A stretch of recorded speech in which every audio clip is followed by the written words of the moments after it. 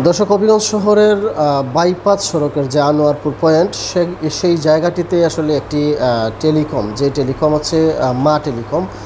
সেখানে অভিযান চালিয়ে পুলিশ 17টি চোরাইকৃত মোবাইল জব্দ করেছে। একই সাথে সেই মা টেলিকমের যে স্বত্বাধিকারী রুবেল মিয়া, তাকে পুলিশ গ্রেপ্তার করেছে এবং পুলিশ যেটি বলছে যে এই চোরাই মোবাইলগুলো উদ্ধারের পর আসলে তাকে জিজ্ঞাসাবাদ করা হয়েছে, যে রুবেল মিয়াকে আটক করা হয়েছে। জিজ্ঞাসাবাদের পর মূলত তার দেওয়া তথ্য মতে অন্যান্য যে চোরাইকৃত মোবাইল রয়েছে সেগুলো উদ্ধার এবং আসামিদের গ্রেফতারের জন্য পুলিশের অভিযান অব্যাহত আছে।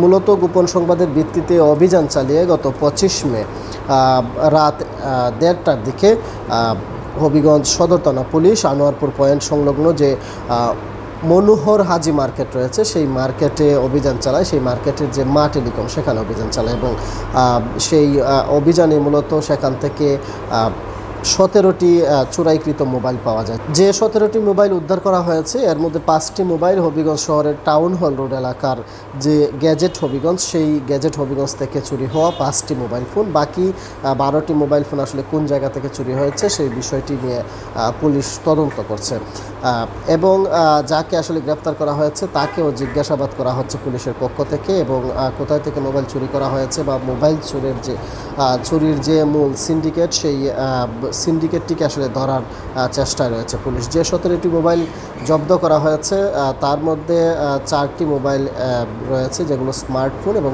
বাকি যে মোবাইলগুলো সেগুলো বাটন ফোন।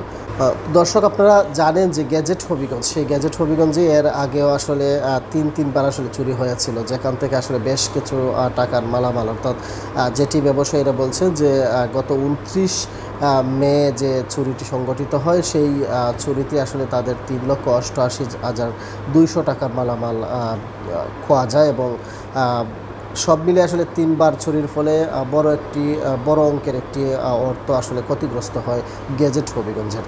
তো পুলিশ যখন থেকে আসলে সেই গ্যাজেট হবিগঞ্জ চুরি হয়েছিল এরপর থেকেই পুলিশ বিভিন্ন স্তরে অভিযান চালিয়েছে চোরাই যে মোবাইলগুলো রয়েছে সেগুলো উদ্ধারের এবং যে আসামিরা জড়িত তাদের গ্রেপ্তারের ক্ষেত্রে সবশেষ গোপন সংবাদের ভিত্তিতে 25 মে হবিগঞ্জ সদর থানা পুলিশ শহরের যে আনোয়ারপুর পয়েন্ট রয়েছে সেই আনোয়ারপুর পয়েন্টের মনোহর হাজি মার্কেটের মা টেলিকমে অভিযান চালিয়ে সেগুলো উদ্ধার করা হয় এবং পুলিশ তদন্ত করছে যে আসলে যে রুবেল মিয়া সে মূলত সরাসরি চুরির সঙ্গে জড়িত ছিল কি নাকি আসলে চোরাইকৃত মোবাইল আসলে সে কিনে সেখানে বিক্রি করছে, সেই বিষয়টি নিয়ে তদন্ত করছে পুলিশ।